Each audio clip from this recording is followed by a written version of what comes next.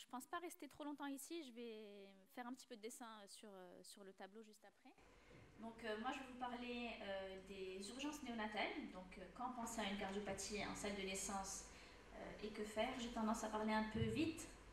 Donc si jamais c'est trop rapide, vous me dites de ralentir un petit peu.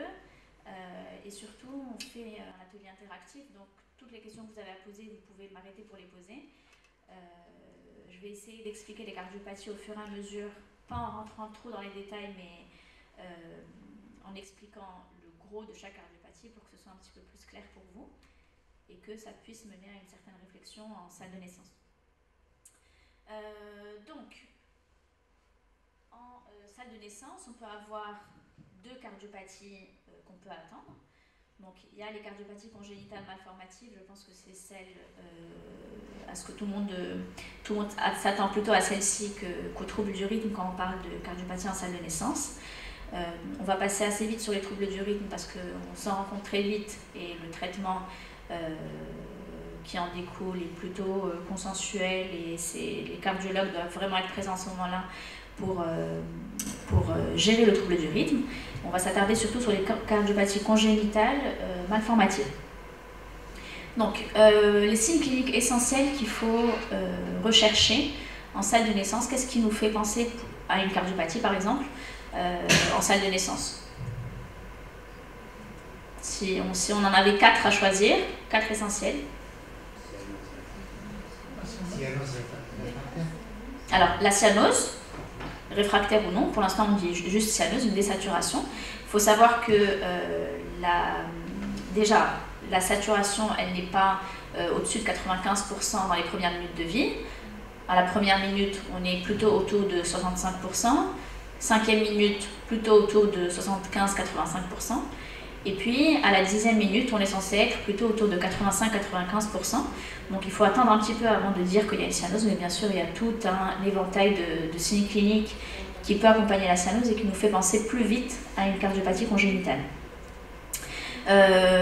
Donc, la cyanose, réfractaire ou non, bien sûr. En ce qui concerne la cyanose, on peut avoir, enfin, il faut dire si elle est généralisée ou si elle est sus ou subductale, parce que ça va nous aider pour le raisonnement, savoir quel type de cardiopathie est plus en faveur d'une cardiopathie généralisée, ou subductale seulement, ou sous-ductale seulement, on va rentrer dans les détails tout à l'heure. Un deuxième signe, la détresse respiratoire, bien sûr, ça rentre dans le cadre de l'insuffisance cardiaque. Donc, premièrement, la cyanose, deuxièmement, l'insuffisance cardiaque, donc la détresse respiratoire, c'est la première qui arrive, un gros foie, une pâleur, quelque chose comme ça. Ok, troisième signe. Pardon? Un trouble de conscience, oui, ça va aussi avec l'insuffisance cardiaque, le bas débit. Troisième possibilité. Donc, à l'inspection, on a la cyanose, on a l'insuffisance cardiaque. Ensuite, à la palpation, qu'est-ce qu'on peut avoir?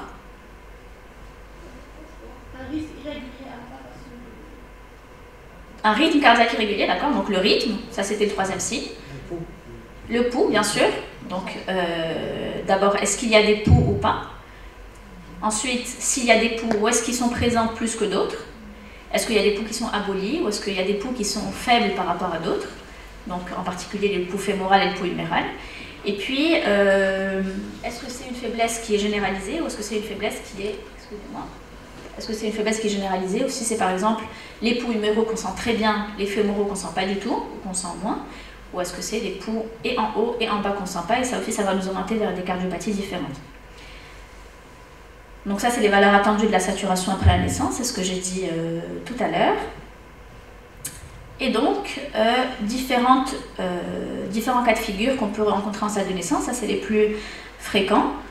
Donc premièrement la cyanose réfractaire, deuxièmement l'insuffisance cardiaque, et avec tout ça on va chercher les pouls, les chiffres de saturation, est-ce qu'il y a un gradient, est-ce qu'il n'y a pas de gradient, et bien sûr le rythme, est-ce qu'il est normal, pas normal, régulier, irrégulier, est-ce qu'on est plutôt tachycarde, plutôt bradycarde. Je vais juste faire un dessin sur le tableau, donc là je vais descendre un petit peu, pour reprendre l'anatomie normale, pour ensuite comprendre chaque cardiopathie.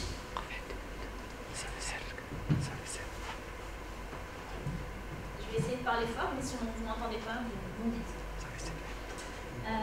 Donc, très schématiquement, un cœur, c'est une grosse boîte. Je vous l'explique comme je l'explique aux parents, comme ça c'est un peu plus simple possible. Donc, le cœur, c'est une grosse boîte qui est divisée en deux parties. Une partie gauche, pardon. Une partie gauche et une partie droite. Donc ici, on a deux valves pour le ventriculaire. Donc on a la valve mitrale, la valve tricuspide.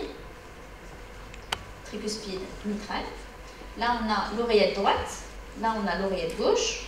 Ventricule gauche, ventricule droit, tricuspide, mitrale. L'artère pulmonaire ici. Et puis l'aorte qui est à ce niveau-là, l'isthme étant ici et le canal artériel arrivant ici. Donc là, on a les troncs supra-aortiques avec l'artère sous-clavière gauche qui est ici.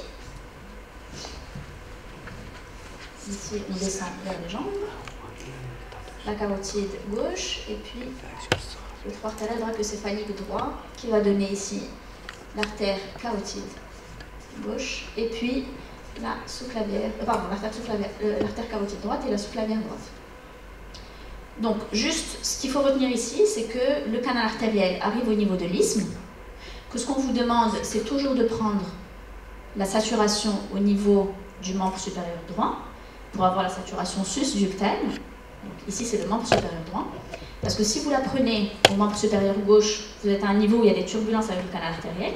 Donc vous pouvez avoir la saturation au niveau du canal artériel, d'accord, qui peut déjà être une saturation qui est mélangée. Et puis, les membres inférieurs, peu importe que ce soit le droit ou le gauche, on ne demande pas un membre inférieur droit et inférieur gauche, peu importe, parce qu'on est déjà ici en poste ductal. D'accord. Les veines pulmonaires sont connectées à l'oreillette gauche, on en a 4. Les veines caves sont connectées à l'oreillette droite, il y en a 2. Donc le sang, si on commence par l'oreillette gauche, le sang, il part de l'oreillette gauche, il va dans le ventricule gauche, il va dans l'aorte, il va dans les organes distribuer l'oxygène et les nutriments, il revient du côté droit par les veines caves, oreillette droite, ventricule droit, on retourne dans les artères pulmonaires, on oxygène le sang, et puis on recommence la boucle, et on est au niveau de l'oreille gauche.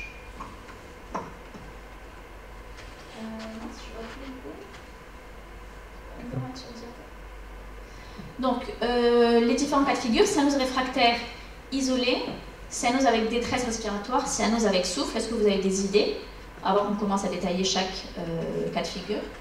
Cyanose isolé, par exemple.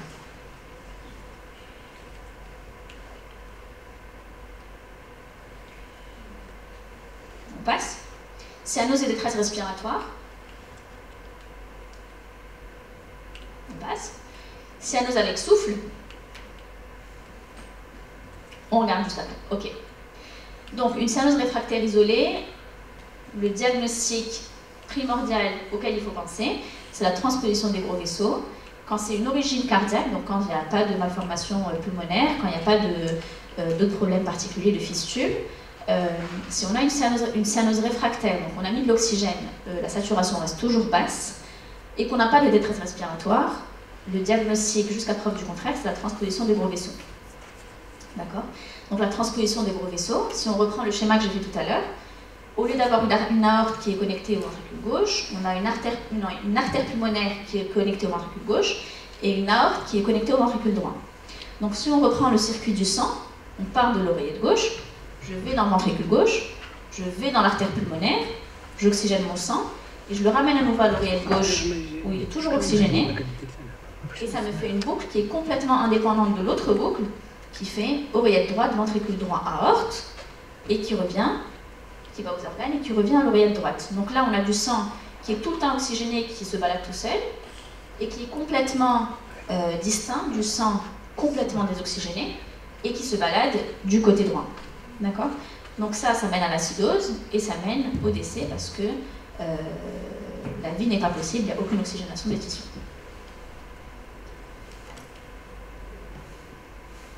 Donc quand on a une transposition des gros vaisseaux, si on a une cyanose qui est réfractaire, sans détresse respiratoire, sans signe accompagnant, ça veut dire qu'on est dans une transpo qui pour l'instant est sympathique, pour laquelle on va pouvoir attendre avant de médicaliser l'enfant, bien sûr, il faut quand même mettre une voie veineuse périphérique avant qu'il entre en bas débit, parce que pour l'instant ça va, parce qu'il y a des communications obligatoires qui sont encore perméables, comme le canal artériel et le foramen ovale. S'il n'a pas de détresse respiratoire, le foramen est encore perméable. Ensuite, on va voir, donc, si l'enfant est bien, on n'a rien à faire. S'il a plus de 70% de saturation, donc qu'il a une saturation qui lui permet encore d'être en aérobie, et qu'il n'a pas de détresse respiratoire, il faut le laisser tranquille, appeler un cardiopédiatre, faire le diagnostic, et puis ensuite l'adresser vers le centre compétent qui va l'opérer dans les 10 premiers jours de vie. On n'aime pas opérer trop tôt pour ne pas avoir les complications pulmonaires, on n'aime pas opérer trop tard parce qu'ensuite on a un ventricule qui se déprécharge complètement et qui a du mal à reprendre son travail de forte pression. Donc la manœuvre qu'on fait parfois au lit du malade en salle de naissance chez les enfants qui ont un foramen ovale, le foramen ovale c'est ce qui est ici, c'est entre les deux oreillettes, d'accord, c'est une communication obligatoire quand on est dans le ventre de nos mères. L'artère pulmonaire est enfermée, le sang va dans l'oreillette droite et court-circuite tout de suite le ventricule droit. Il y a un petit peu de sang qui passe dans le ventricule droit, on dit qu'il y a il y a du sang qui passe dans le ventricule droit, il y a à peine 5% qui va dans les deux artères pulmonaires, et puis il y a 50% qui va traverser ces cavités-là et passer dans le canal artériel avant de se jeter dans l'aorte au niveau de l'isthme. Donc, foramen ovale perméable obligatoire quand on est dans le ventre de nos mères, parce qu'il faut bien aller irriguer les cavités gauches, qui ne vont pas être irriguées par les artères pulmonaires, donc on ne pourra pas avoir un remplissage normal. Normalement, quand on est enfant, on a 50% de débit à droite, 50% de débit à gauche. Si je suis trop rapide, vous me dites. Hein. Normalement, on a le même débit à droite et à gauche, donc le sang qui traverse les cavités gauches, c'est le même volume que le sang qui traverse les cavités droites. Donc normalement, si on est enfant, le sang qui passe dans les artères pulmonaires va revenir à gauche et remplir les cavités gauches et aller dans l'aorte. D'accord? Quand on est fœtus, l'artère pulmonaire est fermée, mais il faut bien faire passer du sang à gauche pour aller dans l'aorte, et surtout, il faut bien développer les cavités gauches, parce que la taille des cavités dépend du flux qui les traverse. Si jamais j'ai un problème au niveau des communications obligatoires dans le ventre, c'est ça qui va induire les différentes malformations cardiaques. Si jamais j'ai un tout petit foramen et que ça ne passe pas à gauche, eh ben on aura des petites cavités gauches à la naissance. L'enfant pourra avoir une cardiopathie du cœur gauche. Si jamais, par exemple, j'ai une anomalie de la valve mitrale qui est très petite par rapport à ce qu'il faut, ben pareil, il n'y aura pas beaucoup de volume de sang qui va passer dans le ventricule gauche, donc ça va faire un petit ventricule gauche. Si j'ai une petite valve aortique, pareil, il y aura assez de sang qui va passer dans le ventricule gauche, pas assez qui va passer dans l'aorte, et ben du coup, c'est toutes les complications sur l'aorte, les interruptions de l'arche aortique, les coarctations. Donc tout est expliqué par la vie embryonnaire, par le flux qui traverse les différentes cavités dans la vie embryonnaire. Donc si on revient à la transposition des gros vaisseaux, tout à l'heure je vous disais, si on a une transpo avec un foramen ovale qui est large, alors j'ai pas mal de sang qui passe par là, et puis quand l'enfant va naître, si le foramen était déjà large, on peut penser que peut-être à la naissance, le foramen ne va pas complètement se fermer et qu'on pourra avoir quand même un petit échange de sang pour qu'on ne soit pas dans le cas de figure que j'ai expliqué tout à l'heure où on a oreillette gauche, ventricule gauche, artère pulmonaire, VP, oreillette gauche, ventricule gauche, AP, VP, et de l'autre côté une boucle qui est complètement distincte. On va pouvoir avoir un petit échange au niveau des oreillettes et un petit échange au niveau du canal. C'est clair ça ou pas? Oui? Tout le monde? À peu près? Dites-moi parce que c'est un atelier, on a le temps, on va faire toutes les cardiopathies l'une après l'autre. Donc si vous avez des questions, franchement c'est le moment. Ok, bon. Donc, quand on a une transpo chez un enfant qui le tolère mal, ce qu'on a tendance à faire en salle de naissance ou en salle de cathétérisme cardiaque, c'est d'aller craquer cette membrane. Ça s'appelle la manœuvre de Rashkin. Parfois on peut la faire en salle de naissance, juste sous guidage échographique. C'est une intervention qui est quand même risquée, parce qu'on peut aller arracher les valves. Donc il faut que ce soit fait par des gens qui ont l'habitude, avec des conditions d'asepsie qui soient quand même assez acceptables, où on va passer un cathéter par les voies naturelles, donc on passe par le cordon ombilical, pardon, à la naissance, c'est le moyen le plus facile. Grâce au cordon ombilical, on va aller dans l'oreillette droite, on va passer par le foramen, on va aller dans l'oreillette gauche, on gonfle un ballon dans l'oreillette gauche, et puis on tire d'un coup sec, et on va craquer la membrane pour pouvoir faire une espèce de communication large qui va permettre d'attendre l'intervention où on va switcher les artères. D'accord? On fait cette intervention quand l'enfant va mal. Si on a un enfant qui a 85% de saturation, qui le tolère bien, qui n'est pas acide, qui circule bien et qui n'a pas de détresse respiratoire, il n'est pas question d'aller faire quelques gestes que ce soit, on va attendre l'intervention. D'accord? Donc ça, c'est des gestes de sauvetage pour les enfants qui vont mal. Où est-ce que je veux en venir? C'est que quand on a une cyanose réfractaire en salle de naissance, si on n'a pas de détresse respiratoire, si on a une saturation qui est acceptable au-dessus de 70%, il ne faut pas s'amuser à aller le ventiler, l'oxygéner, l'intuber, parce qu'il a une cyanose qu'on n'arrive pas à gérer. D'accord?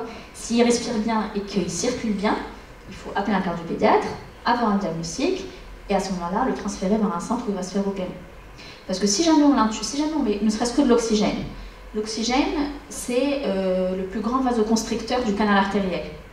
Donc on va mettre l'oxygène et on va induire une fermeture du canal artériel ou une restriction du canal artériel, alors que ce canal artériel il est très important pour la survie de l'enfant.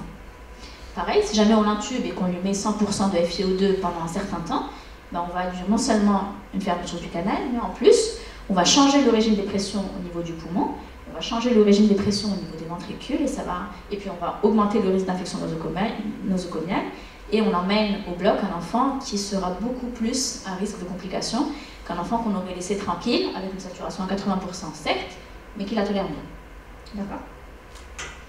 Et puis les chirurgiens n'aiment pas avoir un cardiopathe intubé. Après, on n'est pas dans le meilleur des mondes, les gens font ce qu'ils peuvent, tout le monde n'a pas une formation de cardiologie pédiatrique. C'est pas grave si on ventile et qu'on intube un enfant qui n'avait pas besoin d'être ventilé. Enfin, quand je dis c'est pas grave, c'est que on ne peut pas en vouloir à un médecin d'avoir fait ça s'il n'a pas l'habitude de voir des cardiopathies congénitales. Il faut essayer de ne pas le faire, il faut essayer de se concerter avant de faire ce genre de geste invasif. Mais c'est pas pour autant qu'on va refuser la prise en charge d'un enfant. C'est pas parce qu'il est intubé qu'on va refuser de le prendre en charge. Donc, une transposition simple des gros vaisseaux. S'il n'y a pas de détresse, on ne ventile pas, on est d'accord? Oui. Et s'il n'y a pas de désaturation à moins de 70%, on ne met pas de prostaglandine. D'accord? Donc un enfant qui va bien, qui a une transposition qui est bleue, s'il n'est pas bleu profond, s'il n'est pas bleu nuit, on le tolère, on attend de faire le diagnostic et on le transfère dans un centre compétent. Cyanose plus défaillance cardiaque, à quoi on pense? Oui. Il n'y a pas de risque de pas mettre de postine alors qu'on va l'opérer dans 10 jours? Alors on essaye de ne pas l'opérer dans 10 jours, on essaye de l'opérer autour du 3e jour. Si le canal reste ouvert, parce que le canal ne se ferme pas obligatoirement, s'il reste ouvert, on n'aura pas besoin de mettre de prostaglandine. Bien sûr, tout ce que je vous dis, c'est sous réserve de l'avis d'un cardiopédiatre que vous aurez appelé. D'accord? C'est pas j'ai une transpo, je la laisse dans mes lits et puis j'attends qu'il fasse 7 jours, 10 jours et puis ensuite je l'envoie. Autre chose, quand on ventile un enfant, si jamais vous voulez le transférer dans un centre compétent, il sera obligé d'avoir une place en réanimation pour pouvoir être transféré. Ce qui est très précieux, d'accord? Il y a énormément d'enfants qui doivent se faire opérer du cœur. La réanimation, si je prends l'exemple par exemple de Sheikh Zayed, elle est tout le temps pleine. Donc si vous appelez pour un enfant qui est intubé, qui a une transpo, il a encore moins de chances d'être pris en charge. Alors que s'il n'est pas intubé, pas ventilé, dans son lit, en bon état général, qu'il mange, parce qu'ils ont le droit de manger bien sûr ces enfants, et ben on a plus de chances qu'il soit pris en charge, qu'il soit dans un lit de soins par exemple, qu'il soit surveillé là-bas, qu'il ait une place. Donc pas de prostine aussi, si jamais tu fais un transfert et que tu ne mets pas de prostine, bien sûr il faut que ce soit en concertation avec le médecin. Ok? Mais plus de 70% qui va bien, tu ne prends pas trop de risques. La prostaglandine en plus, on sait que ce n'est pas très courant au Maroc, on a du mal à l'avoir, donc raison de plus pour se concerter avant de la mettre. Donc on a dit cyanose plus détresse respiratoire. À quoi on pense? La seule cardiopathie pour laquelle on réveille le chirurgien la nuit. C'est-à-dire qu'on est obligé de l'opérer tout de suite quand on a fait le diagnostic. Non, et celle-là, et puis le BAV aussi. Est-ce qu'on voit la radio? Des poumons blancs. On est d'accord? Poumons blancs et est-ce qu'il y a une cardiomégalie? On peut, si on est déjà en défaillance, mais il y a surtout des poumons blancs. Donc cyanose réfractaire, détresse respiratoire, poumons blancs. Ça, le diagnostic, c'est le retour veineux pulmonaire anormal total. D'accord? Donc ça, c'est la plus grande des urgences de cardiologie pédiatrique. C'est les veines pulmonaires qui, au lieu de revenir à l'oreillette gauche, donc au lieu d'avoir 4 veines pulmonaires qui reviennent à l'oreillette gauche, en fait, on a 4 veines pulmonaires qui vont dans un collecteur. Donc, si on vient à l'embryogénèse, en fait, pendant l'embryogénèse, on a les 4 veines pulmonaires qui vont se former comme ça, donc 1, 2, 3, 4, qui vont aller dans la veine pulmonaire commune, un espèce de collecteur, d'accord? C'est comme ça que ça se forme au début. Et puis ça va progresser vers l'oreillette gauche, et on va avoir le toit du collecteur qui va fusionner avec le toit de l'oreillette gauche. Toit de l'oreillette gauche, parce qu'en fait, en vrai, le schéma il est à l'inverse, d'accord? On a les oreillettes qui sont en haut. Donc ça fusionne et ça fait une oreillette gauche avec 4 veines pulmonaires. Parfois, on n'a pas cette fusion qui se fait entre le toit de la veine pulmonaire commune et le toit de l'oreillette gauche. Ça fait qu'on a des veines pulmonaires qui vont dans un gros vaisseau qui va faire ce qu'il peut pour arriver à l'oreillette gauche. Ou dans le cœur, pas forcément à l'oreillette gauche, ou dans un autre vaisseau. L'important, c'est qu'il aille dans un vaisseau qui va aller ensuite se jeter dans le cœur. D'accord? Retour veineux pulmonaire anormal total. Total parce que c'est les 4 veines pulmonaires qui ne sont pas connectées à l'oreillette gauche. Il suffit qu'on ait une seule veine pulmonaire qui soit à l'oreillette gauche pour diminuer la gravité de cette maladie de 95%. D'accord? On peut vivre toute la vie avec une seule veine pulmonaire qui n'est pas connectée. On peut vivre pendant un certain temps avec 2 veines pulmonaires qui ne sont pas connectées. Rapidement, on a des signes d'hyperdébie, ça fait comme une grosse communication interauriculaire. Si jamais on a 2 ou 3 veines pulmonaires qui ne sont pas connectées à l'oreillette gauche. Mais si on a les 4 veines pulmonaires qui ne sont pas connectées, ça, c'est quelque chose qui devra de toutes les façons se faire opérer. D'accord? Le retour veineux pulmonaire anormal total, ça s'appelle le RVPAT, RVPA total, on dit. D'accord? Donc le RVPA total, il y a plusieurs types de RVPA total. Il y en a qui vont parler tout de suite. Il y en a qui vont attendre un peu avant de faire parler d'eux. Mais on aura toujours un enfant qui n'aura pas 100% de saturation, qui peut avoir une petite détresse. Parfois, ils n'ont même pas de détresse, ils arrivent à 6 mois et c'est là qu'on fait le diagnostic de RVPA total. Mais ce n'est jamais le RVPA total qu'on appelle infracardiaque. RVPA total infracardiaque, ça veut dire qu'on a des veines pulmonaires. On a des veines pulmonaires qui sont dans une veine pulmonaire commune et on a un collecteur qui n'a pas réussi à monter pour aller dans le cœur et en fait, il va aller dans la veine cave, par exemple, il va aller se jeter dans la veine cave qui va, elle, ensuite se jeter dans l'oreillette droite. D'accord? Donc on va avoir un shunt qui est... Donc au lieu d'avoir du sang qui va de la gauche vers la droite, on va avoir du sang qui va aller de la droite vers la gauche. D'accord? Le problème, c'est que quand on a un RVPA total infracardiaque, dans 95%, c'est un RVPA qui va être bloqué. Bloqué, ça veut dire que le connecteur est sténosé. Donc on va avoir des veines pulmonaires qui vont être connectées à une veine pulmonaire commune. Et cette veine pulmonaire, enfin ce collecteur, pardon, qui va aller dans la veine, on va dire que la veine cave, c'est ça, la veine cave inférieure. Il va aller dans la veine cave inférieure et ici, il va se sténoser. Qu'est-ce qui se passe si on a un collecteur qui se sténose? Qu'est-ce qui va se passer? Pardon? Pardon? Bah, si se sténose, ça veut dire que le sang n'arrive pas à circuler du poumon vers là où il a envie d'aller, vers le cœur. D'accord? Ça veut dire qu'on va avoir une stase veineuse, exactement. Une stase veineuse pulmonaire. Qu'est-ce que ça fait, la stase veineuse pulmonaire? HTAP, ça fait quoi d'autre? Œdème pulmonaire, exactement. Donc là, si on peut... Donc là, on a un poumon blanc d'OAP. Donc c'est des enfants qui font des OAP à la naissance parce que ils ont leur collecteur qui est sténosé et donc tout le sang a du mal à passer, il reste sténosé dans les DP et donc il y aura un passage dans les capillaires pulmonaires et donc ça va faire un OAP. Œdème aigu du poumon. Le seul traitement du RVPA total, est-ce que ça va être d'aller le diurétiquer? Pourquoi est-ce qu'on ne veut pas les diurétiquer, les RVPA total? Donc il y a l'obstacle déjà, mais si jamais... Donc je vais vous montrer une échographie juste après. Donc comme je vous ai dit tout à l'heure, les RVPA, il y en a plusieurs types. Le plus grave, c'est le RVPA infracardiaque qui représente 20%. Le plus fréquent, c'est le RVPA supracardiaque qui va se jeter dans les veines du cou, qui peut être sténosé aussi, qui peut aussi donner de l'HTAP. RVPA miscellaneous, qu'on dit, en désordre, c'est-à-dire qu'il y en a un peu au-dessus, un peu au-dessous, un peu dans le cœur. Et puis le RVPA intracardiaque où le collecteur il allait se jeter dans le sinus coronaire. Ça fait quand même, c'est quand même une cardiopathie qu'il va falloir opérer, mais ça reste silencieux un petit peu plus longtemps. Le plus grave, c'est le RVPA infracardiaque. Donc ça, c'est une échographie de RVPA. Donc, qu'est-ce que vous... j'essaie juste de vous montrer les structures. Là, c'est le ventricule droit. Pardon, là, c'est le ventricule droit.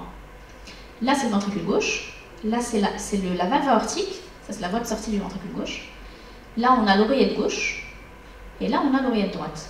Qu'est-ce que vous voyez? Pardon? Le cœur, plus large que le cœur. Exactement. Alors, soit que le ventricule droit a une taille normale, mais que le ventricule gauche est complètement dépréchargé, et qu'il est tout petit, ratatiné.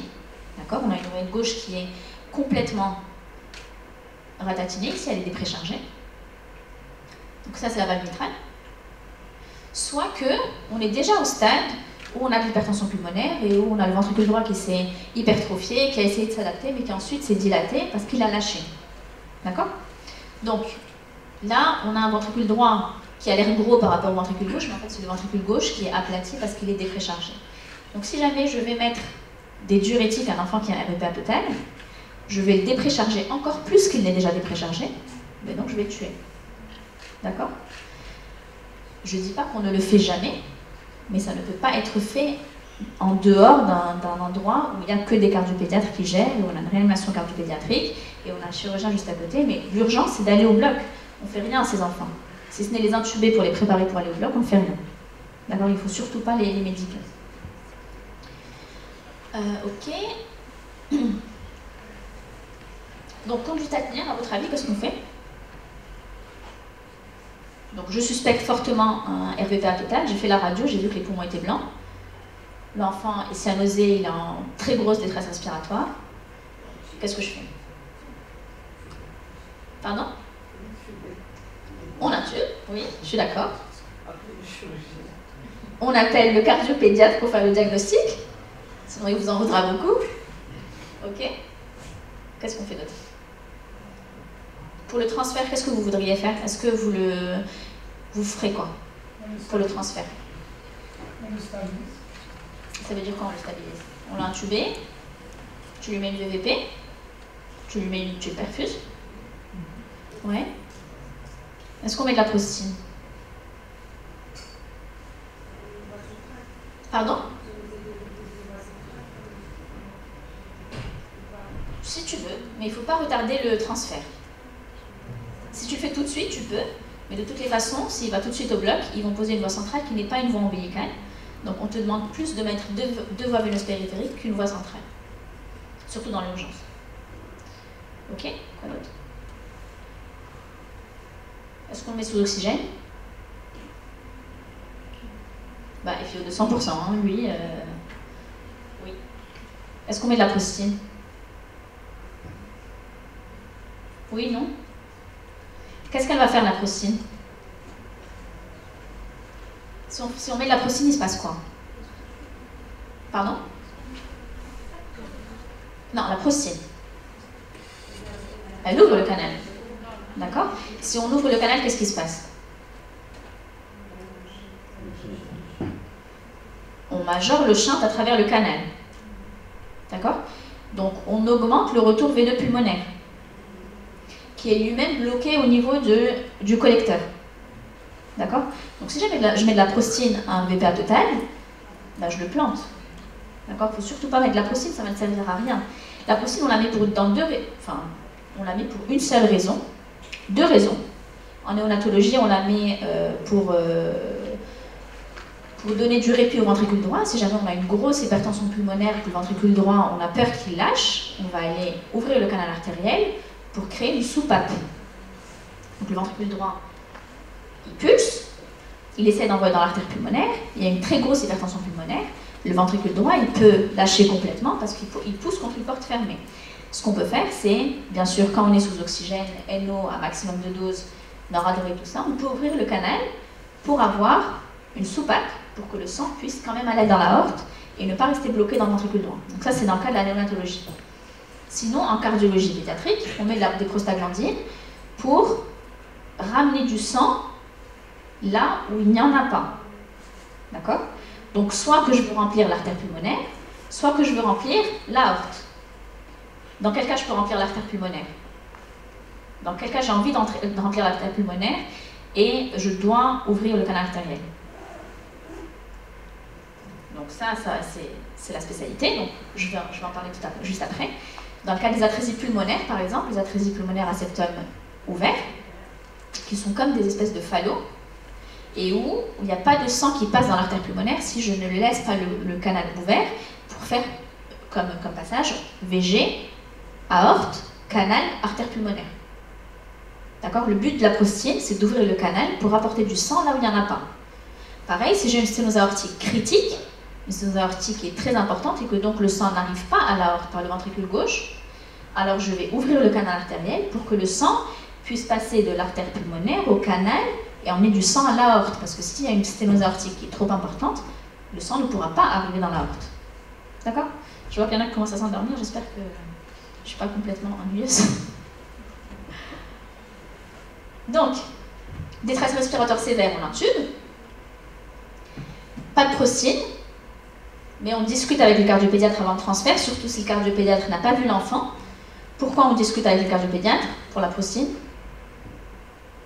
Parce qu'on n'est pas sûr que c'est le diagnostic de RVPA total. D'accord? Si c'est une transposition des gros vaisseaux avec un FOP qui est en train de se fermer et qu'on se dit il y a une détresse donc je ne mets pas de prostine, on plante l'enfant entier. D'accord? Donc en concertation avec le cardiopédiatre, bien sûr, toujours. Et c'est une urgence chirurgicale, c'est un enfant qui va aller directement au bloc. Et qui a une très bonne vie, d'accord? Souvent en cardiologie pédiatrique, les enfants qui sont le moins bien à la naissance, c'est ceux qui ont le meilleur pronostic. D'accord? Ceux qui sont un peu insidieux, où la présentation elle apparaît plutôt autour du 3e jour, autour du 1er mois, ceux-là, c'est un peu plus compliqué en général. Deuxième cas clinique. Donc, qu'est-ce qu'on voit?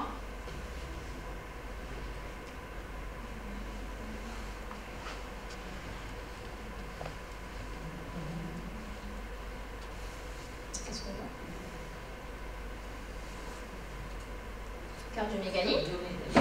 D'accord? Énorme cœur, un énorme ballon dans le thorax. On voit quasiment pas le poumon. Ça, c'est caractéristique de la maladie d'Epstein. Donc, la maladie d'Epstein,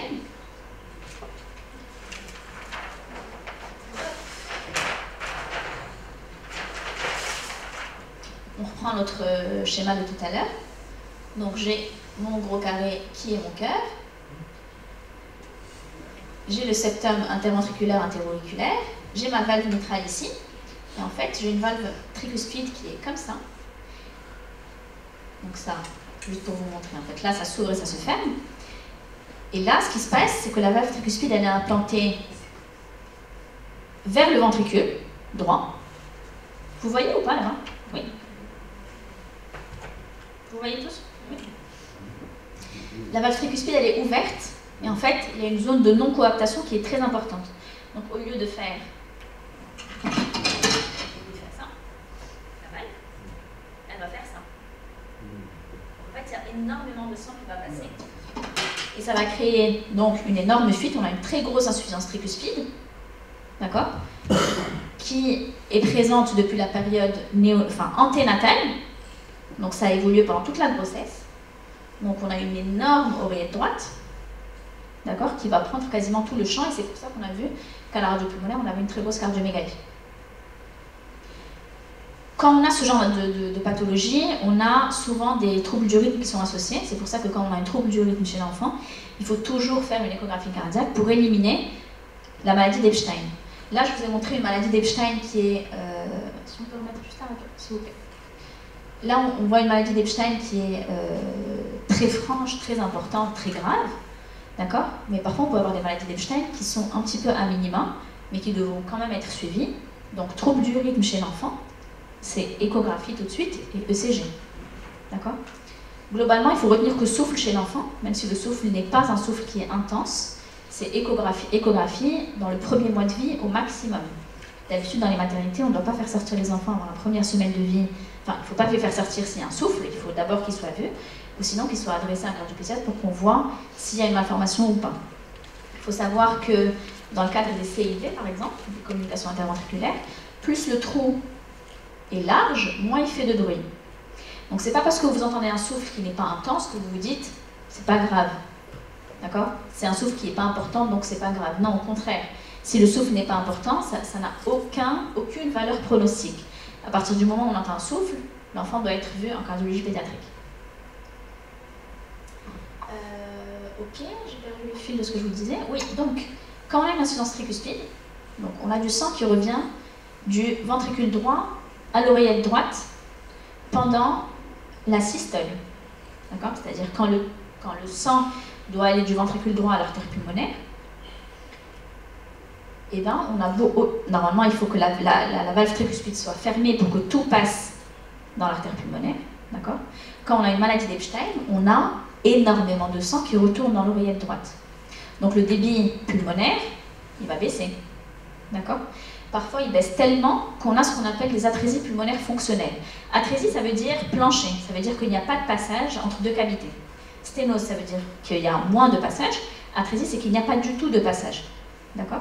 Quand on a une grosse fuite tricuspide dans la maladie d'Epstein, on peut arriver jusqu'à l'atrésie pulmonaire fonctionnelle. L'artère pulmonaire est très belle, mais vu qu'il y a beaucoup de fuites, il n'y a plus rien qui passe dans l'artère pulmonaire. Qu'est-ce qui se passe dans ce cas-là?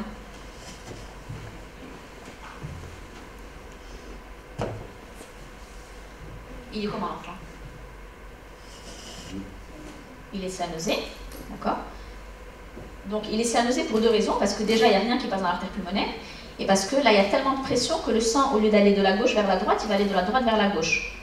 Donc je mets du sang bleu à un endroit où il doit y avoir normalement du sang rouge. Donc l'enfant est cyanosé. Détresse respiratoire, pourquoi? Parce qu'on a un énorme cœur qui comprime toutes les structures. D'accord? Et puis, troisième chose, le trouble du rythme. Oui, et donc quatrième chose, qu'est-ce qu'il faut faire? Si j'ai une atrésie pulmonaire fonctionnelle, qu'est-ce qu'on disait tout à l'heure pour la prostine? Voilà, donc la prostine, c'est ce qui ramène du sang là où il n'y en a pas. Si on a une atrésie pulmonaire fonctionnelle, il faut ramener du sang à l'artère pulmonaire. Donc dans les maladies d'Epstein, c'est pareil, on a une cyanose réfractaire, une détresse respiratoire, potentiellement un trouble du rythme, on n'est pas obligé d'avoir le trouble du rythme, mais en tout cas, si jamais on voit que l'enfant est très bleu, concertation avec le cardiopédiatre bien sûr, et puis on voit s'il faut mettre de la prostine ou pas. Et l'image elle est caractéristique. Donc voilà, maladie d'Epstein, c'est ce qu'on disait tout à l'heure. Donc là, ça c'est un cœur normal. Là c'est un cœur de maladie d'Epstein. Vous voyez que là c'est violet alors que là c'est rouge, donc il y a eu un mélange de sang. Et puis la valve tricuspide, au lieu d'être petite, correcte, elle est quasiment complètement collée à la paroi ventriculaire. Et donc on a une grosse fuite du fond du ventricule droit vers l'oreillette droite. L'image elle est inversée par rapport au schéma que je vous dessine, bien sûr. Donc, cardiologie pédiatrique, réanimation. C'est un enfant qui va devoir être opéré quand c'est un Epstein grave. Tous les Epstein ne sont pas graves, tous les Epstein ne restent pas à l'hôpital. Parfois, on a des maladies d'Epstein qui restent 2 mois à l'hôpital juste pour essayer d'équilibrer leur cardiopathie sans les opérer, et ils rentrent à la maison et ne sont opérés que quand ils sont beaucoup plus grands. Parfois, on a des maladies d'Epstein qui ne sont pas sévères et donc qui rentrent chez elles dans les quelques jours après la naissance. Et puis parfois, il y en a qui doivent être opérés avant de sortir parce qu'ils gardent des saturations qui sont très basses, qui peuvent aller jusqu'à 45%. Et donc là, on s'excite un petit peu pour les rendre plus roses. Cyanose plus souffle, ça c'est le plus fréquent. Pas forcément en salle de naissance. Donc là, on essaie de parler des choses à penser en salle de naissance, mais la salle de naissance c'est important, mais les 3 jours après la naissance c'est important aussi. Et puis la consultation du 5e jour, quand on regarde l'ictère, quand on regarde si l'enfant mange bien, qu'on reprend son poids et tout ça, c'est une bonne occasion aussi de réévaluer les enfants pour éliminer les cardiopathies congénitales. Il faut se rappeler que le canal artériel il reste ouvert au moins pendant les 3 premiers jours de vie. Bien sûr, il peut se fermer avant, mais en général, c'est les 3 premiers jours de vie. Donc, si on a une cardiopathie qui est ductodépendante, ducto pour ductus, pour canal artériel, si on a une cardiopathie qui est ductodépendante, tant que le canal artériel est ouvert, je ne sais pas que j'ai une cardiopathie. D'accord? Donc, ça ne suffit pas juste de faire un examen en salle de naissance. il faut aussi faire l'examen des quelques jours après la naissance. J2, J3, J4, J5. Peu importe, mais il faut revoir l'enfant. Donc cyanose plus souffle. Un exemple. Phallo, par exemple, oui, bien sûr. Donc on a un souffle au foyer pulmonaire. Le foyer pulmonaire, c'est celui qui est à gauche, contrairement à ce qui est intuitif. On a une cyanose et un souffle. Pourquoi est-ce qu'on a une cyanose? Donc phallo. Je ne sais pas si je vais avoir assez de papier pour vous dessiner ça, mais on va essayer. Donc ça, on a dit que c'était la maladie d'Epstein.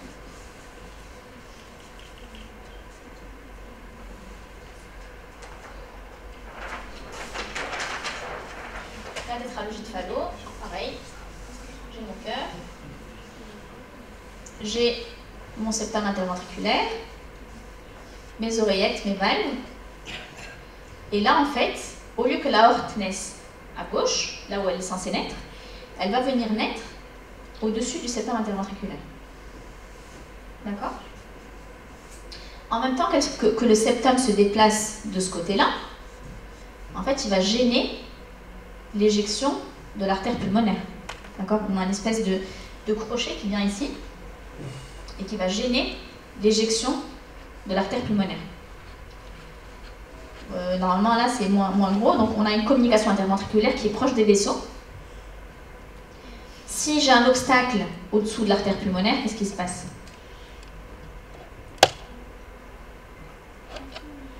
Si j'ai un obstacle au-dessous de l'artère pulmonaire, il y a du sang qui va avoir du mal à passer dans l'artère pulmonaire. D'accord? Et je vais avoir un ventricule droit qui va être très pressurisé. Ou pas. Si la CIV est large, on n'a pas de ventricule droit qui est pressurisé. Donc, le fait que l'aorte elle se déplace vers le septum va faire que je vais avoir une communication interventriculaire. Ça, c'est la première malformation de la tétralogie de Fallot. Donc, d'extroposition de l'aorte, communication interventriculaire, sténose sous-pulmonaire. Et si on a une sténose sous-pulmonaire, on va avoir un ventricule droit qui doit pousser contre un obstacle, et donc je vais avoir une hypertrophie ventriculaire droite. D'accord? Tétralogie de Fallot, c'est la... On peut dire qu'il y a 4 éléments qui constituent la tétralogie de Fallot. On peut aussi en dire qu'il y en a un seul, dont découlent tous les autres. D'accord? Donc, tétralogie de Fallot, on a une cyanose parce que le sang va de la droite vers la gauche, au lieu d'aller de la gauche vers la droite, si c'était une CIV normale. Tous les Fallots ne sont pas bleus. D'accord? Si j'ai pas beaucoup de pression à droite, je vais avoir un Fallot qui est rose, c'est plus fréquent. Les Fallots bleus, c'est ce qui est le plus rare. C'est plutôt quand ils sont nourrissons, jeunes enfants et que le ventricule droit commence à être très très épaissi qu'on commence à faire les malaises de Fallot, qu'on commence à devenir bleu. Autrement, le plus fréquent c'est d'avoir des tétralogies de Fallot rose. Donc on n'a pas forcément la cyanose, comme on a montré tout à l'heure, mais on va avoir le souffle. D'accord? Souffle qui est plus ou moins important. Là, ça va être un souffle plutôt de sténose pulmonaire qu'un souffle de CIV, parce que dans le Fallot, en général, la CIV est large, donc elle ne fait pas de bruit, mais on entend la sténose pulmonaire. Encore une fois, on peut avoir un Fallot avec pas un gros obstacle, et avec une large CIV, il fait quasiment pas de bruit. D'accord? Donc, c'est pas parce que le bruit n'est pas important, qu'on n'a pas un souffle qui est intense, qu'on n'a pas de Fallot à la naissance. Donc, petit souffle égale échographie cardiaque aussi. Ok.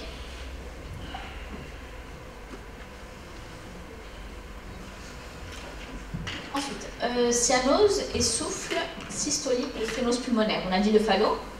Qu'est-ce qu'on peut avoir aussi si ce n'est pas le Fallot?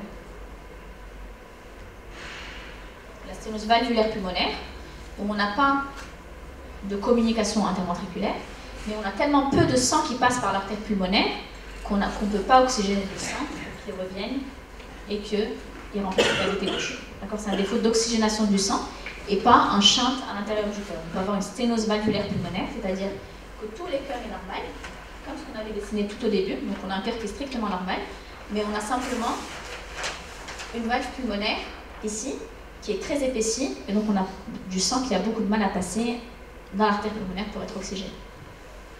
J'ai fait une bêtise, je crois. Hop.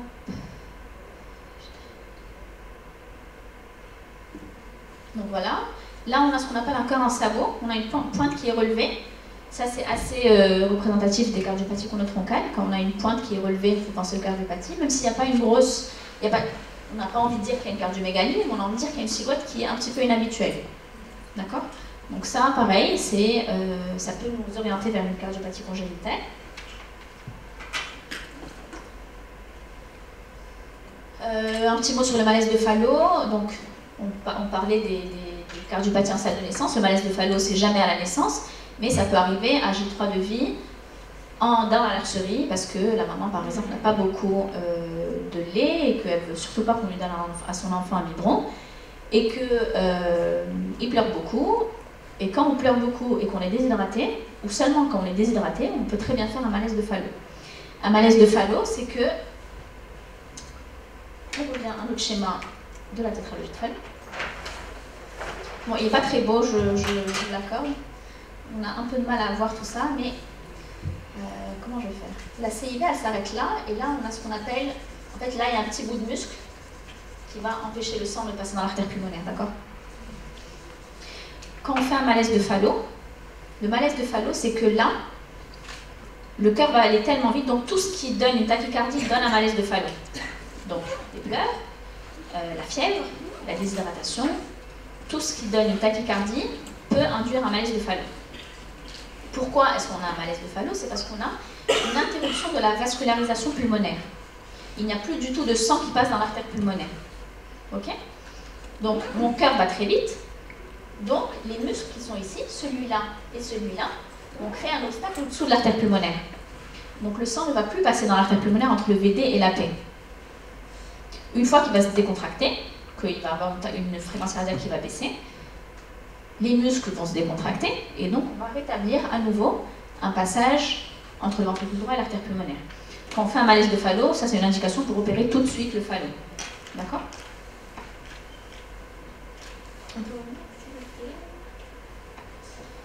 Ok, donc il doit être évoqué chez un enfant qui a un Fallot, bien sûr. Encore faut-il que le diagnostic ait été fait. Donc, comment est-ce que ça se manifeste? C'est une cyanose plus ou moins profonde associée à une pâleur. Et ensuite, on fait le malaise. Donc, il peut complètement perdre connaissance devant nous, pâle, et puis d'un coup, il tombe. Donc, c'est une syncope. Le malaise de Fallot, c'est une syncope. On peut faire un malaise où on est un petit peu patraque, mais aussi on peut faire un malaise où on fait la syncope carrément, où on perd connaissance. Tachycardie supérieure à 140 par minute. Vous me direz, chez le bébé, c'est plutôt fréquent d'avoir 140. Ça, c'était plutôt pour une mesure de l'enfant. S'il est à 190-200, il peut faire le malaise de Fallot. Une disparition du souffle à l'auscultation. Bah oui, il n'y a plus du tout de sang qui passe. On n'est plus dans une sténose, on est quasiment dans une atrésie. Donc il n'y a plus de passage. Éventuellement, une perte de contact. Ce que je vous ai dit, c'est la syncope. Les principales circonstances, hypotension, fièvre, douleur, déshydratation. Pareil, les enfants qui font un voyage en avion, qui font un voyage, pas forcément en avion, en voiture et qui ne boivent pas beaucoup, ils peuvent se déshydrater. Quand c'est un transfert médicalisé et qu'on n'a pas pensé à les déshydrater, parfois ils arrivent et font le malaise à l'arrivée dans le service. Donc la conduite à tenir, c'est tout ce qui baisse la fréquence cardiaque. Donc si on est à la maison, c'est rassurer l'enfant. On fait une position de squatting, c'est-à-dire qu'on monte les genoux contre le thorax. Et ça, c'est une manœuvre mécanique pour forcer le passage du ventricule droit à l'artère pulmonaire. Quand on voit des tétralogies de Fallot, parfois dans le fin fond du Maroc ou en Afrique, c'est des enfants qui souvent sont assis comme ça, qui sont en squatting, parce qu'eux-mêmes, ils ont appris, ils se sont rendus compte que quand ils faisaient ça, quand ils étaient accroupis, eh ben, ils favorisaient le passage et ils se sentaient beaucoup mieux. D'accord? Bien sûr, quand on en est là, on a déjà fait l'hypocratisme digital, on est bleu nuit, rien ne va. Bien sûr, hydrater à fond, Valium intrarectal pour le détendre, et puis les bêta-bloquants, ça c'est bien sûr si on est dans un milieu qui est médicalisé. Souffle systolique au foyer tricuspide, ça c'est encore une autre pathologie. Un souffle systolique au foyer tricuspide, c'est quoi? Donc si on souffle au foyer tricuspide, ça veut dire qu'on a une fuite tricuspide. D'accord? Si c'est en systole, on a une fuite tricuspide. Parce qu'en systole, normalement, la valve est fermée, la valve tricuspide. Ça, c'est le cas de l'atrésie pulmonaire à septum intact. Septum intact, c'est parce qu'on n'a pas de CIV. C'est à l'inverse des atrésies pulmonaires à septum ouvert. Atrésie pulmonaire à septum ouvert, c'est le Fallot, mais avec ce bout de muscle-là que je vous ai montré qui complètement ferme l'artère pulmonaire. Donc c'est un fallo extrême, on appelle ça un fallo extrême, où on a le septum interventriculaire, la large CIV, d'accord? Mais on n'a aucun passage. Et donc là, c'est quoi qu'il faut faire absolument? Aucun passage, pas de sang dans l'artère pulmonaire, prostine. D'accord? Ça c'est l'atrésie pulmonaire à septum ouvert qui est un fallo extrême. Une pathologie qui n'a rien à voir, c'est l'atrésie pulmonaire à septum intact. Donc on a un septum intact, mes valves, comme d'habitude, une artère pulmonaire, très belle, c'est pas une maladie des artères pulmonaires, c'est une maladie du ventricule droit, d'accord? J'ai rien qui passe ici. J'ai rien qui passe du ventricule droit à l'artère pulmonaire. Par où va passer le sang? Le débit cardiaque, il veut forcément aller là, il veut forcément aller dans l'artère pulmonaire. Mais s'il trouve un mur devant lui, qu'est-ce qu'il va faire? Il n'y a pas de CIV. Il va revenir, d'accord? Donc, grosse fuite, énorme fuite, fuite de tout le sang qui est passé dans le ventricule droit. C'est pour ça qu'on a un souffle systolique au foyer tricuspide qui est très très intense. Et on va avoir un gros passage entre l'oreillette droite et l'oreillette gauche. Donc on va avoir un enfant qui est bleu, avec un gros souffle, d'accord? Pas forcément une détresse respiratoire, mais gros souffle, grosse cyanose. D'accord? Ça, c'est une cardiopathie à sang mélangé. Ça s'appelle une cardiopathie à sang mélangé parce que tout le sang qui était là passe à gauche. C'est pas un mélange qui se fait dans le canal artériel, c'est un mélange qui se fait dans le cœur. Donc là, on est autour de 70, 65, 50% de saturation. Le traitement, c'est pas ce qui vous importe, mais en tout cas, le traitement, c'est d'aller mettre un cathéter et de monter ici. Je vous en parle comme si c'était simple, mais c'est un des trucs les plus dangereux de la cardiologie interventionnelle. Ils vont ici, ils vont perforer là, avec, en radiofréquence, ils vont gonfler un ballon pour rétablir un passage entre le ventricule droit et l'artère pulmonaire. On s'en fiche d'avoir une valve à droite. On reprendra l'intervention plus tard quand les enfants grandissent. D'accord? On peut très bien vivre sans valve pulmonaire à droite. Donc ça, c'est l'atrésie pulmonaire à septum intact.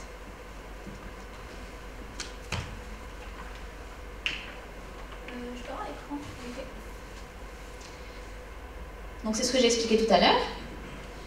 Atrésie pulmonaire à septum intact, là c'est le ventricule droit. Là, on a le ventricule droit et puis on voit que là, il n'y a aucun passage. On a une espèce de tronc qui s'interrompt.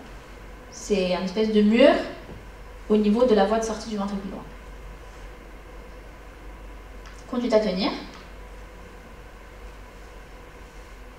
Bah, je l'ai écrit, mais bon. Pareil, toujours, on a une cyanose, on a une détresse respiratoire ou pas. Là, il n'y a pas de détresse respiratoire. Cyanose réfractaire, cardiopédiatre. Il faut d'abord faire le diagnostic avant de faire quoi que ce soit. Est-ce qu'il faut mettre de la prostine?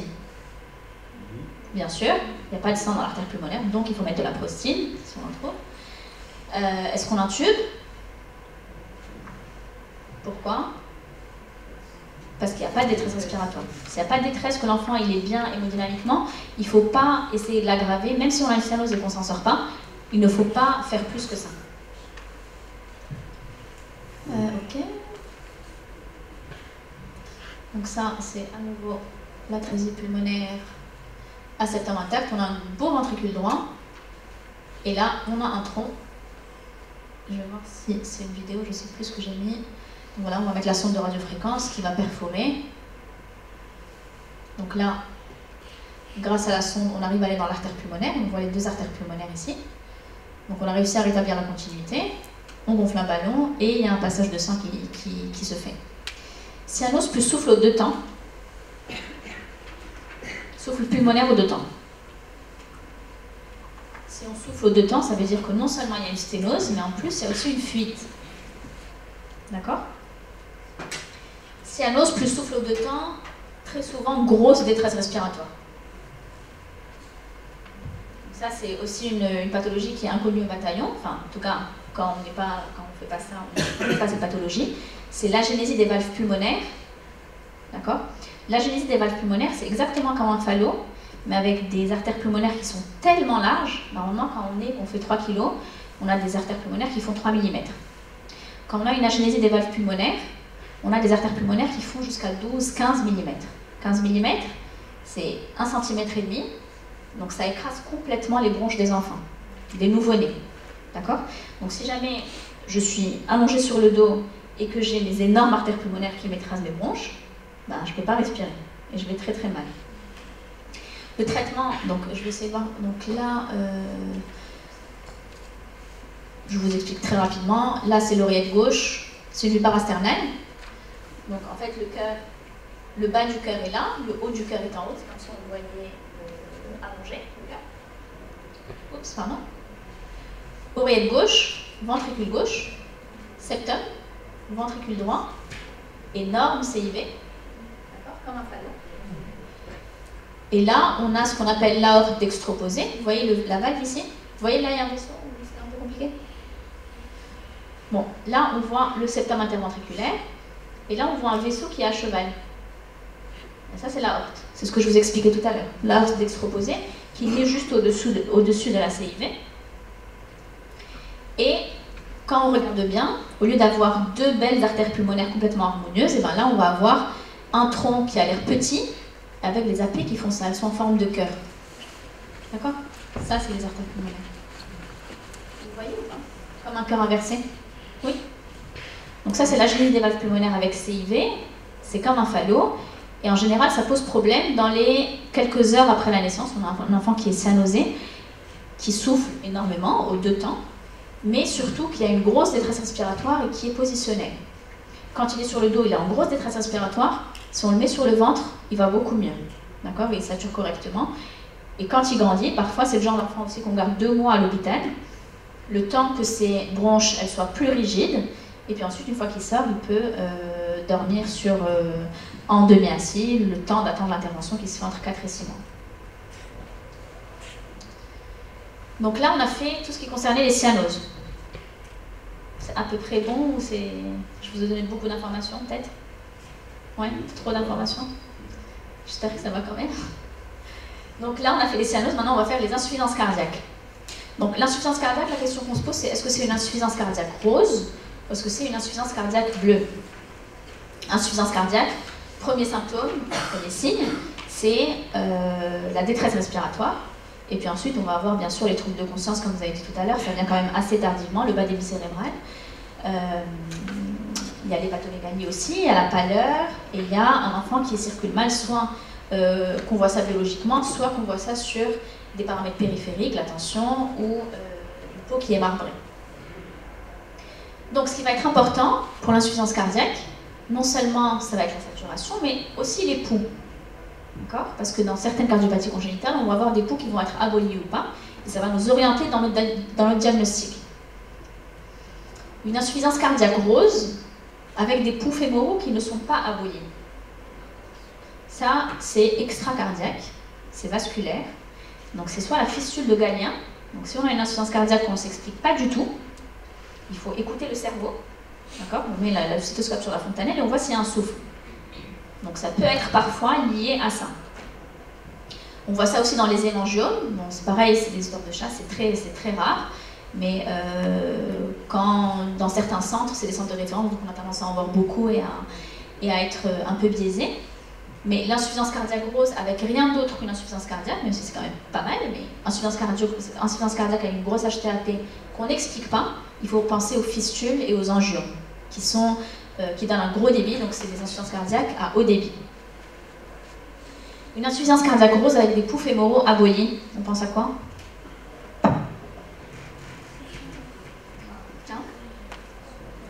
Coarctation de l'aorte, donc c'est une coarctation qui est décompensée, parce qu'on n'a pas tous une insuffisance cardiaque quand on a une coarctation de l'aorte.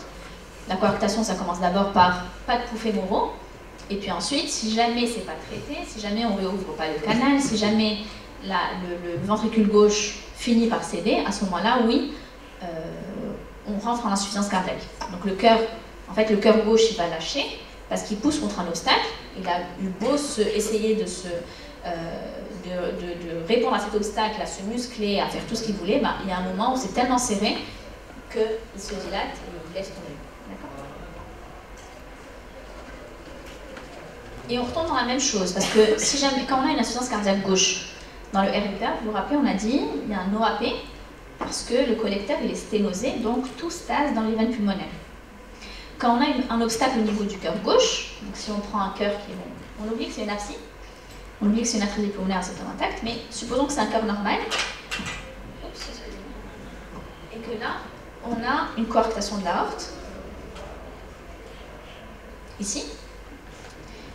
Donc, c'est une pathologie du cœur gauche, parce que l'aorte, ça fait partie du cœur gauche. Le sang va essayer de passer dans l'aorte et passer le ventricule gauche et puis ensuite dans l'aorte. Il va arriver là, il va avoir un obstacle. Qu'est-ce qui va se passer? Donc là, en fait, on va avoir une stase. Stase, stase, stase, stase, stase dans les BP. Et c'est ça l'insuffisance cardiaque gauche. D'accord? Donc on va avoir un OAP. Les enfants, ils ont une détresse respiratoire, ils ont du mal à respirer, parce qu'ils sont en OAP. D'accord? Le ventricule gauche a lâché, il est en insuffisance, il y a un problème dans l'éjection du ventricule gauche, et puis ensuite il y aura une stase du sang dans les cavités, et donc on va avoir un OAP. C'est pour ça qu'on a une détresse respiratoire quand on a une coarctation de l'aorte décompensée. Donc là on voit très bien, c'est une image de cathétérisme cardiaque. Donc là on a le ventricule gauche, la valve aortique, l'aorte ascendante, ici on a les troncs supraortiques, et donc là au niveau de l'isthme, on a une coarctation qui est très serrée. Donc ça peut mener évidemment à une coarctation, à une insuffisance cardiaque. Donc qu'est-ce qu'on fait? Vous n'êtes pas à l'étape où vous voyez le cathé, bien sûr. Vous avez juste une insuffisance cardiaque rose avec des poux qui sont aboyés, des poux fémoraux aboyés, avec des poux huméraux qui sont parfaitement bien palpés. D'accord? Qu'est-ce qu'on fait? Cardio-pédial. On appelle un centre compétent. D'accord? Mais si on veut faire un transfert, qu'est-ce qu'on va faire? Qu'est-ce qu'il faut faire absolument?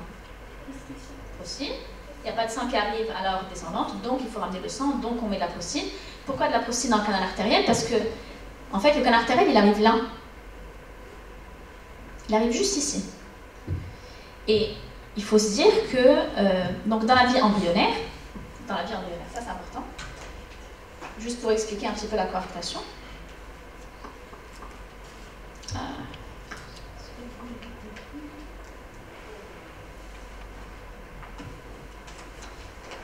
Je vais vous faire juste les débits pendant la vie fœtale. Pareil, on prend la même boîte. Donc là, on a un gros passage ici. Là, c'est mes valves. Là, c'est mon septum interventriculaire, pardon. Là, j'ai mon aorte. Et là, j'ai des artères pulmonaires. Hop, là, c'est très large. Là, c'est très petit parce qu'on a des résistances qui sont très élevées quand on est dans le ventre de nos mères. Et puis, par ici, va sortir le canal artériel qui va aller se planter au niveau de l'isthme. D'accord? Tout à l'heure, on n'était pas très nombreux quand on a parlé de ça, mais donc le sang, il arrive par le placenta, par la veine ombilicale, au niveau de l'oreillette gauche. D'accord? On va dire qu'on a 80% qui arrivent par là. C'est pas ça le chiffre, mais on va dire 80%. Des 80%, non, on va dire 100%. C'est pas du tout ça le chiffre. C'est juste pour faire globalement. Donc 100%. On va avoir 45% qui va passer à gauche, par le foramen ovale. D'accord? Et on a 55% qui va aller dans le ventricule droit, pour essayer de faire les cavités à peu près équilibrées. Comme on l'a dit tout à l'heure, la taille des cavités dépend du flux qui les traverse. Si jamais là j'avais 35%, bah, je suis sûre qu'ensuite je vais faire une coarctation. Je vais vous expliquer pourquoi. Donc 45% qui va ici, 55% qui va à droite. Tout à l'heure quand je vous disais c'est pas 100%, c'est en fait par la veine ombilicale il y a moins parce qu'il y a quand même le sang qui revient du corps même de l'enfant avec la veine cave inférieure. Mais en proportion, quel que soit le chiffre ici, 45% de ce chiffre va là, 55% de ce chiffre va là. Ici, il y a 5% qui va dans chaque artère pulmonaire. À peine. D'accord? Et on a 45% du coup qui va aller dans le canal artériel. D'accord? Là, dans les 45% qui sont passés dans l'oreillette gauche, on a toujours 45% dans le ventricule gauche, mais on va avoir 40% qui va aller au cerveau. D'accord? Il me reste que 5%. Il me reste que 5% pour descendre dans cette portion-là de l'aorte. 5% de sang. Grâce à 5 plus 45, j'ai 50% de débit qui redescend par là. À peu près clair ou pas du tout? Ouais. Donc j'ai 45% qui descend par là. Donc vous êtes d'accord que à partir du canal artériel, je vais avoir un gros vaisseau, parce qu'on a dit la taille des cavités dépend du flux qui les traverse. Ici, j'ai beaucoup de débit qui va au niveau du cerveau, au niveau des membres supérieurs. Mais à cet endroit-là, ben, je vais avoir une taille qui est un petit peu plus petite parce qu'il n'y a pas beaucoup de débit. D'accord? Donc, si jamais là, par exemple, j'avais 35%, ce qui n'est pas possible en fait, mais si jamais là, j'avais 43%, ou même 42%, au lieu de 45%, mon cerveau, il prend toujours 40, lui, il s'en fiche. D'accord? J'ai 40, j'ai 45, il s'en fiche. Lui, il prend toujours 40, et donc il ne va laisser que 2% à cette partie-là. Et ben, donc, c'est là qu'on fait les coarctations de l'aorte. D'accord? Si on a un changement, ne serait-ce que de quelques pourcentages au niveau du foramen ovale, et ben, on a des conséquences sur tout le corps gauche. Pareil pour le cœur droit. D'accord? Pourquoi est-ce qu'on ouvre le canal dans la coarctation de l'aorte?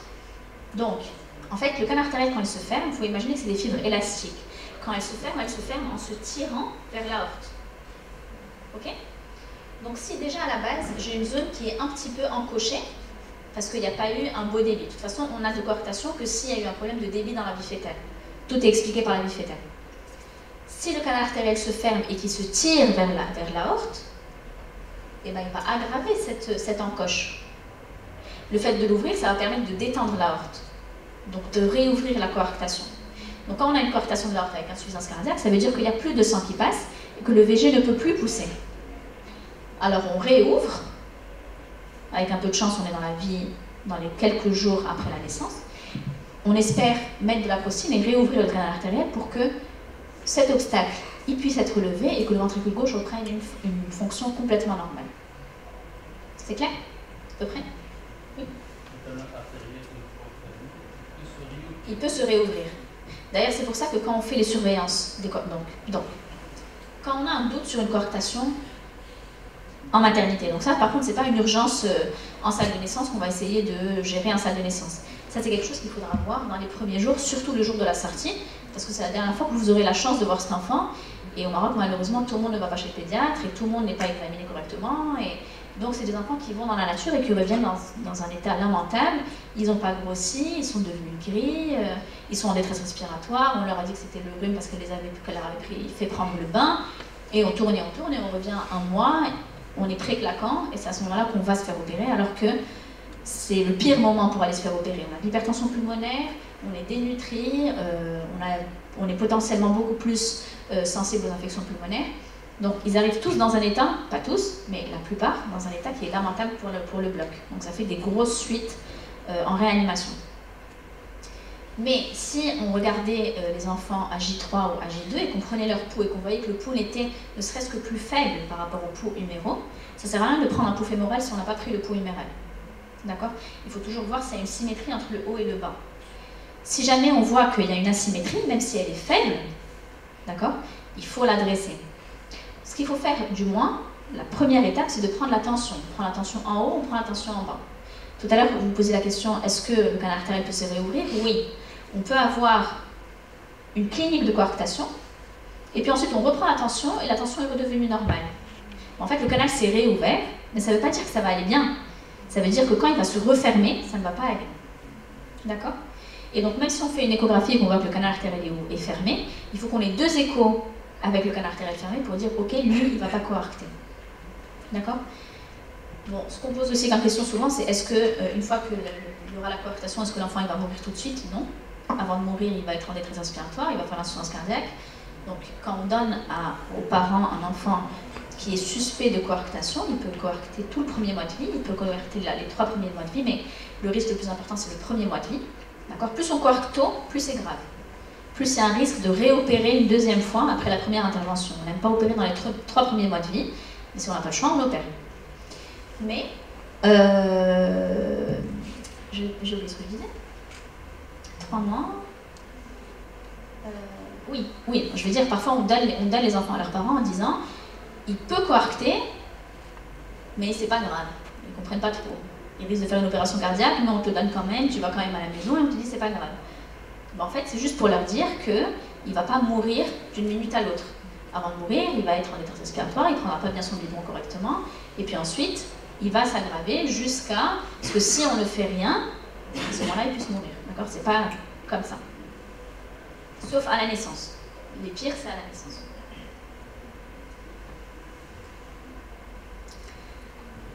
Ok, donc prostine, c'est le plus important. Ensuite, une insuffisance cardiaque rose avec l'ensemble des poux qui sont mal frappés.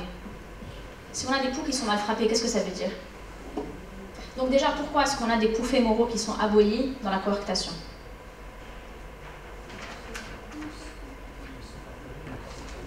Voilà, donc après le canal artériel, donc après l'isthme, le sang il va faire une stase ici, d'accord? Donc là j'aurai beaucoup de sang. Donc au niveau du membre supérieur droit et du membre supérieur gauche, j'ai beaucoup de sang qui se passe, donc j'ai une hypertension artérielle. En revanche, ce qui vient après la coarctation, donc les deux jambes, eh ben, j'aurai une tension qui va être basse, d'accord? C'est pour ça qu'on a les poux qui sont mal frappés en fémoral. Mais si jamais j'ai des poux qui sont mal frappés partout, ici, ici et ici, comment je pourrais l'expliquer?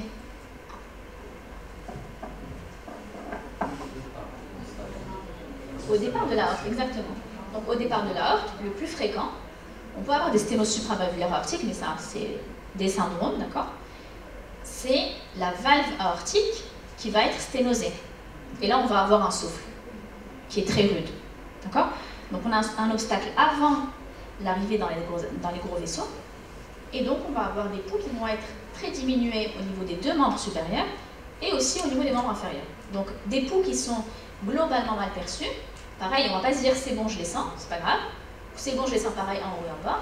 Non, s'ils sont atténués, attention, mais au moins là on a de la chance parce qu'il y a un souffle. D'accord? Donc insuffisance cardiaque avec l'ensemble des poux mal frappés. En général, ça ne passe pas inaperçu, parce que quand on a une sténose aortique, en général, on le sait à la naissance. Si elle est serrée, on le sait à la naissance. D'accord? Après, bien sûr, il y a les rétrécissements aortiques qui s'aggravent avec l'âge, mais c'est difficile de passer à côté. Donc ça, c'est juste le schéma. Pour montrer la valve aortique ici, on la montre un peu épaisse. Épaisse, c'est pour dire qu'il y a un rétrécissement. Et effectivement, elles sont épaisses, les valves. Le ventricule gauche, l'hypertrophie ventriculaire gauche ici. Et donc, une difficulté, un obstacle à l'injection du sang. Donc c'est ce qu'on voit ici. Donc là, c'est un stade où on a déjà de l'hypertension pulmonaire. Là, on a le ventricule droit, comme je vous avais dit tout à l'heure. Là, on a le ventricule gauche. Et là, on a une toute petite valve. Donc là, non seulement elle est sténosée, mais en plus, elle est rétrécie. D'accord ? Donc quand on a ça, souvent on a aussi une coarctation. Parce que comme je vous ai dit, quand on a une pathologie du cœur gauche, des obstacles étagés du cœur gauche, c'est parce qu'il n'y a pas eu assez de flux qui est passé dans la vie embryonnaire. Donc tout est lié. Donc quand on a une sténose valvulaire aortique, pareil, c'est une urgence. Ça peut être opéré tout de suite, on peut passer au cathé tout de suite, et ça peut aussi nécessiter une surveillance simplement. On donne les enfants à leurs parents et puis on a une surveillance régulière en échographie jusqu'à atteindre un certain degré d'obstacle où les recommandations, les études ont montré que c'était le moment où il fallait l'adresser au chirurgien pour qu'il l'opère. Prostine bien sûr. Pourquoi la prostine?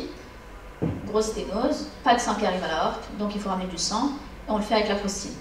Il faut juste se dire que si on met de la prostine, c'est parce qu'on sait que l'enfant va passer au bloc après. D'accord?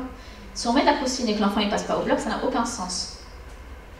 Si on met de la prostine, c'est pour ramener du sang là où il n'y en a pas. S'il n'y en a pas, il n'y en aura pas, sauf si c'est une atrésie fonctionnelle, comme c'est le cas dans l'APSI. Atrésie pulmonaire à certain intact, on a dit qu'il y a tellement de fuite tricuspide qu'il n'y a pas de sang qui passe dans l'artère pulmonaire. Vous vous rappelez de ça? Oui? Donc on donne un peu de sang, on donne un petit peu de temps à l'enfant, le temps qu'il grandisse un peu, son ventricule droit commence à pomper mieux que ça, et parfois on a cette atrésie fonctionnelle qui rentre dans l'ordre, mais pas toujours. D'accord? Une insuffisance cardiaque bleue. Donc il n'y a pas de gradient de saturation, c'est les mêmes saturations en haut et en bas, on est bleu partout. Et l'ensemble des poux est mal frappé. Donc si l'ensemble des poux est mal frappé, ça veut dire quoi? Ça veut dire soit qu'il y a une sténose de l'aorte, une sténose de la valve aortique, soit que carrément il n'y a pas de passage dans la valve aortique, d'accord? Soit qu'on a une tellement grosse insuffisance cardiaque que en fait pompe un tout petit peu, et donc c'est comme toute pathologie. Mais là, on va rester sur les cardiopathies malformatives. Donc, sténose aortique, ok. 5 minutes, ok. Ventricule unique. Ventricule unique, quel genre de ventricule unique? Non. C'était une chance sur deux. Du coup, c'est l'hypoplasie du ventricule gauche. Donc, si on dit qu'il y a une sténose aortique, ça veut dire qu'on est à gauche. D'accord? Pourquoi est-ce qu'il serait bleu? C'est quoi l'hypoplasie du ventricule gauche? Donc, l'hypoplasie du ventricule gauche, c'est un spectre. Ça peut aller juste d'un petit ventricule gauche, mais qui est fonctionnel, qui continue à bien travailler, d'accord, à un ventricule gauche qui est complètement inexistant. Inexistant, ça ne veut pas dire que j'ai qu'un ventricule droit, ça veut dire que j'ai un espèce de pougnac, j'ai un espèce de truc complètement dur qui ne bouge même plus. C'est le ventricule gauche. Pourquoi? Parce que la taille des cavités dépend des flux qui les traversent, qu'à la naissance, on avait une malformation, enfin, dans la vie embryonnaire, pardon, on avait une malformation de la valve mitrale ou un obstacle au niveau de l'oreillette gauche ou un problème au niveau du foramen ovale qui était restrictif, qui a fait que le sang n'est pas passé, donc que la valve mitrale ne s'est pas développée, que le ventricule gauche ne s'est pas développé, que l'aorte ne s'est pas développée.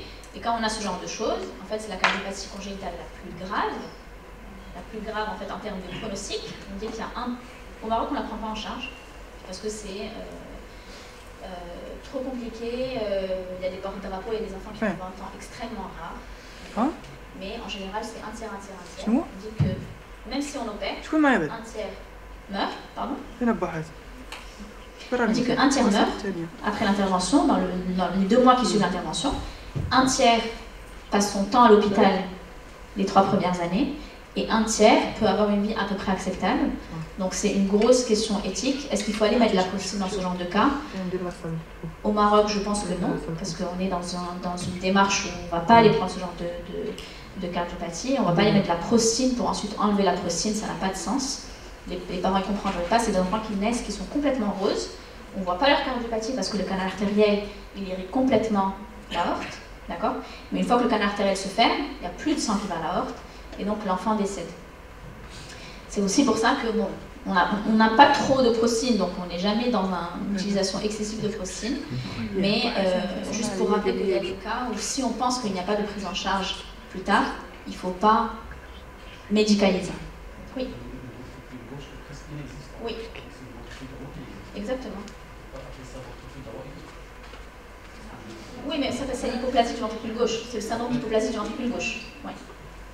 Mais oui, c'est une cardiopathie univentriculaire, du coup, de type droite. Ouais. Juste rapidement. Donc ça, c'était les principes chroniques. Insuffisance cardiaque rose en haut, bleu en bas. Avec des poux fémoro-abolies. Rose en haut, bleu en bas. C'est une coarctation avec un canal artériel qui est persistant. Un canal artériel qui va aller cracher vers le bas. Le canal est bleu, donc on crache vers le bas. En bas on est bleu, en haut on est rose. Je me dépêche. Poux fémoraux, bleu en haut, rose en bas. Juste pour savoir, une différence de saturation significative, c'est plus que 3 points entre le haut et le bas. D'accord? Plus que 3 points, c'est une différence significative. Une différence de tension significative, c'est plus que 10 points de pression moyenne. D'accord?